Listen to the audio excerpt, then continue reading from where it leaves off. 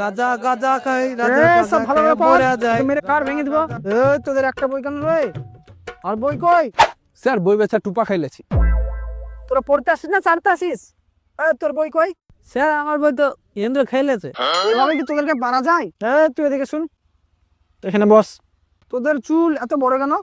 কালকে কেটে আসবি, ঠিক আছে? হ্যাঁ হ্যাঁ স্যার, কালকে কেটে আনবো, শিওর কেটে আনবো। যা বস। তোদের সবাইকে বললাম কালকে কেটে নিয়ে আসবি, ঠিক আছে?